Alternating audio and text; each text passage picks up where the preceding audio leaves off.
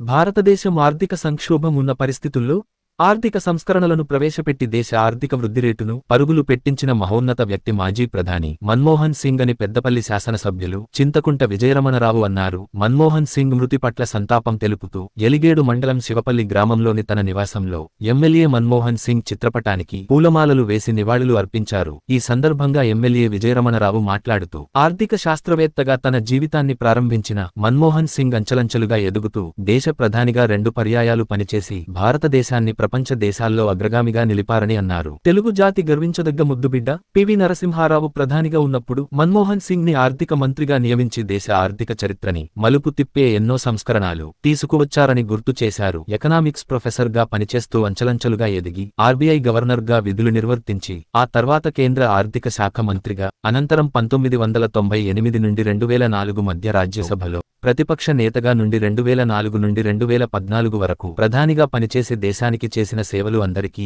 స్ఫూర్తిదాయకమని చెప్పారు.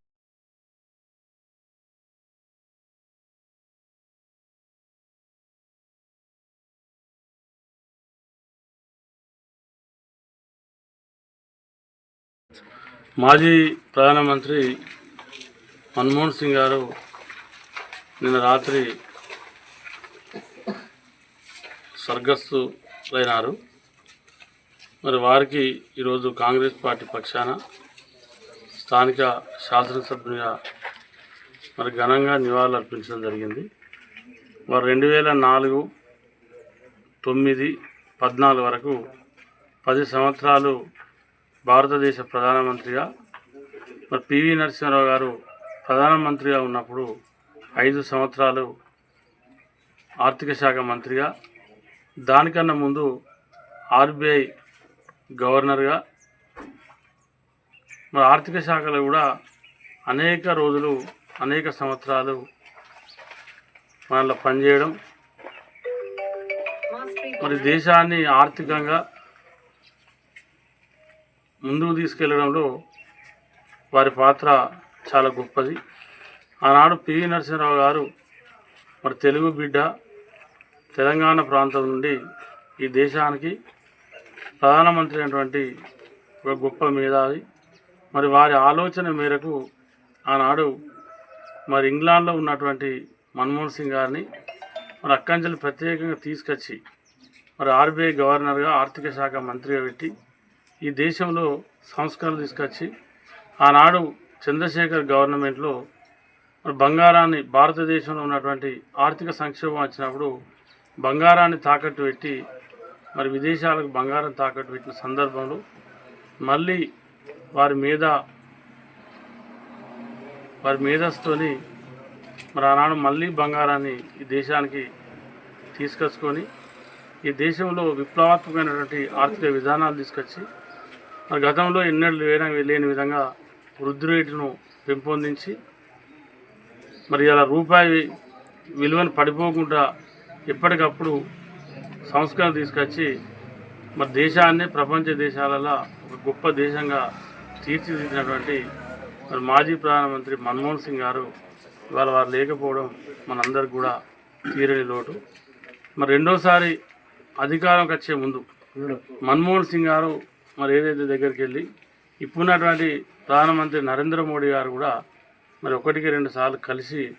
మరి ఆర్థిక విధానాల పట్ల చర్చించడం అనేది మరి వారు ఎంత గొప్ప నాయకుడు అనడానికి ఇంతకంటే ఎక్కువ నిదర్శనం అవసరం లేదు. మరి పివి నరసింహారావు గారి తర్వాత వాజ్పేయి తర్వాత మన్మోహన్ సింగ్ గారు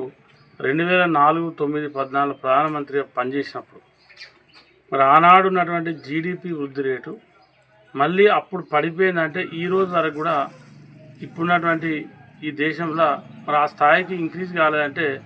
మరి అప్పుడున్నటువంటి విధానాలు కానీ, ఆర్థిక విధానాలు కానీ, ఆర్థిక సంస్కరణలు కానీ మరి ఏ రకంగా ముందుకు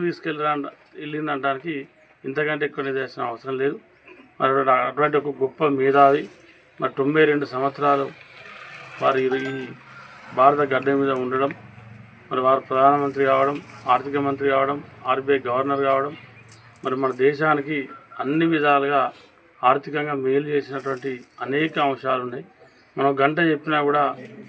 మనం టైం సరిపోనంత వారు చేసిన సేవలు ఉన్నాయి ఈ దేశానికి.